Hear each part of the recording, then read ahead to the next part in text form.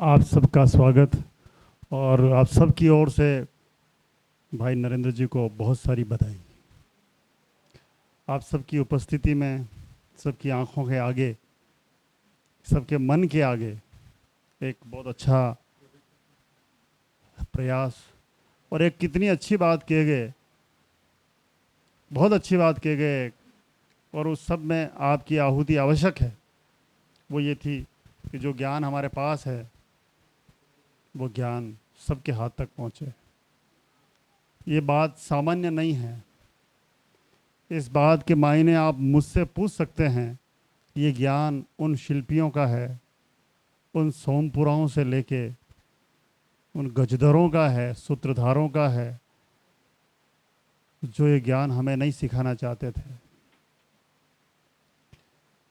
जब पहली किताब पे हम लोगों ने काम किया था तो पहली से लेके आज 100 किताब वास्तु की हुई। एक मैं अभी आज साथ लाया हूँ, आपको दूंगा यहाँ आज।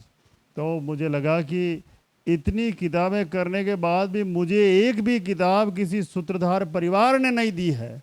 ये जो नरेंद्र जी आज कह रहे हैं ना कि ये ज्ञान लोगों तक पहुंचाया जाए, तो आप देखिए कि इसके मायने हैं। मुझे एक भी किताब, ये जो सब सामने दिख रही है, ये 10-20 होगी, 100 किताब है। 100 किताब तैयार करने के पीछे, हालांकि भंडारकर ओरिएंटल इंस्टीट्यूट भी मेरे लिए बड़ा काम आया है। जानते हैं हम लोग कई बार भटके हैं कहाँ कहाँ किताबें मिल सकती है, लेकिन ये जो ज्ञान किसी सूत्रधार ने, शिल्पकार ने, किसी मकान बनाने वाले कारीगर ने हमें नहीं दिया। क्यों नहीं दिया? यदि वो देंगे तो ये विद्या दूसरों के पास चली जाएगी।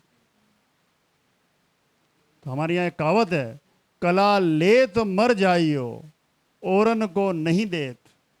कला लेके मर जाओ लेकिन दूसरे को मत देना। कला लेत मर जाइयो औरन को नहीं देत, और जे औरन को देत तुरंत बेर कर लेत। यदि आप दूसरों को देंगे तो वो आपकी दुकान के आगे ही दुकान लगाएगा और आपसे कंपटीशन करेगा, सस्ता बेचेगा। तो ये एक बेर पैदा करता है। एक और बात मैं कहना चाहता था कि बहुत सुंदर कार्यक्रम। एक बात में जो मुझे लगता है, जिस बारे में बहुत सारी चर्चाएं होती है, और इसी संस्थान में मैंने 1 साल पहले ये बात कही थी, शायद 21 जनवरी थी। उस दिन मैंने कहा था कि राजा भोज इस बात पर जोर देते हैं, मैं आप सबका ध्यान चाहूँगा, केवल 2 लाइनें बोलूँगा मैं। राजा भोज ये बात कहते हैं कि जो समझदार सूत्रधार नहीं हैं, यानी जो समझदार वास्तुविद नहीं हैं, वे इस पृथ्वी पर चलते फिरते पिशाच हैं, जो कई लोगों की मौत के कारण बनते हैं। आज कई बिल्डिंग बनी, 10 साल में ख़त्म हो गई। मेरा घर भी 10 साल में, मुझे अभी रिनोवेशन चल रहा है। यानी ये स्थितियां हम लोगों की आ जाती है, फिर हमने क्या बनाया और हम किस कारीगर पर भरोसा करें? आपने जो भी देखा दिशा, एक और बहुत अच्छी बात मुझे, मैं जिसके लिए खड़ा हुआ था वो ये थी कि आज जो दशा की बात शुरू की थी, आज मेरे राजस्थान में दशा व्रत है आज। और आज लाखों की संख्या में माता बहनों, नई वधुओं ने आज पहली बार व्रत लिया है। जो माता बहनें तो कर रही थी, लेकिन जो आज नई वधुएं अपने घर में आई है, वो पहली बार आज दशा का व्रत करती है। दशा अच्छी, दिशा अच्छी, दीवार अच्छी और द्वार अच्छे। ये जो वास्तु में दोष है ना, ये उमरीकर जी से बात कर रहे थे एक दिन, तो हमें लगा था कि दिशा, द्वार, दीवार और देवता, यही दोषों के कारण है। जिसने इन बातों को समझ लिया, बात करेंगे इस पे अपन और आगे। मैं तो बहरहाल एक अच्छी सी बात कि आज अच्छे दशा माता के दिन दशा माता पूछते हैं। हमारे यहाँ सारी तिथियां देवियां हैं। राजस्थान में तो हम लोग तीज माता पूछते हैं, चौथ माता पूछते हैं, छठी तो यहाँ भी होगी, है ना, छठी। तो सारी दशा भी आज, सारी तिथियां देवियां हैं। यहाँ के हेमाद्री पंडित हुए हैं, शायद आपने चतुर्वर्ग चिंतामणि सुनी हो, सुनी है क्या? आप में से वो हाथ खड़ा करे जिन्होंने चतुर्वर्ग चिंतामणि देखी हो, है ना। चतुर्वर्ग चिंतामणि 7 खंडों में मैं उसको उठा नहीं सकता हूं, इतना वजन है उसमें। 1884 से लेके 1909 तक वो किताब छपती रही, बड़े बड़े खंडों में 2-2 हजार पेज। अनुवाद तो हुआ ही नहीं अभी तक। उन्होंने तिथियों की सबसे पहले चित्र कल्पनाएं की है और उसी आधार पर महाराष्ट्र में उनका चित्रांकन हुआ।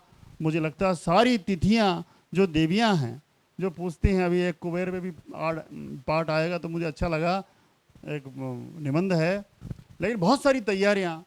मैं आप सब की ओर से उमरीकर जी को धन्यवाद देना चाहता हूं कि वास्तुविद जो आज ये हो के ये जो प्रयास कर रहे हैं सबके हाथ तक पहुंचे, सब दक्ष हों, परम दक्ष हों और ये विद्या घर घर तक पहुंचे।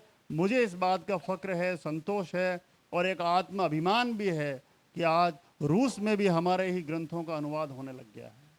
तो यदि ये भारत का ज्ञान जो बहुत छोटे स्तर पे था, बहुत सीमित आदमियों के पास था, आज हमारे पास 100 से अधिक चेहरे आज नज़र आते हैं, मुझे 200 आंखें नज़र आ रही है, तो आज सबके पास यदि पहुंच रहा है, हमें संतुष्टि होनी चाहिए। जो प्रयास ये कर रहे हैं इस महाराष्ट्र की धरती से, पूरे देश में विचारधारा महाराष्ट्र से आती है ना, आती है। पहले कश्मीर से आती थी, अब महाराष्ट्र से आती है। तो मैं बार बार यहाँ आता हूँ और हम लोग यही कोशिश करते हैं, एक विचारधारा का उदय, प्रसार और आशा की किरण लेके महाराष्ट्र की धरती से पूरे देश में छा जाए, बस यही कामना है। बहुत सारी शुभकामनाएं।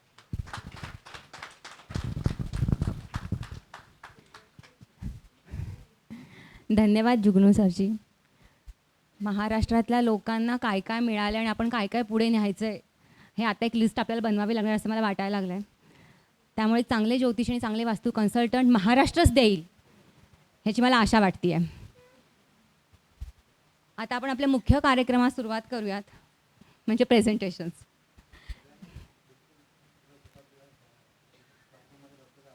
सांगून देते. सरांची एक सूचना आत्ता मिळाली आहे. प्रेझेंटेशन्स म्हटल्यानंतर घाबरून जायचं नाही आहे. मी तिथे काय बोलू, कसं बोलू, कोणासमोर बोलू, क्लासरूम आहेत, आपल्या मित्रमैत्रिणी आहेत, असंच बोलायचं आहे असं सरांनी आत्ता सांगितलं आहे. त्यामुळे हाच रूल पाळून सगळ्यांनी आपले प्रेझेंटेशन्स द्यायचे आहेत.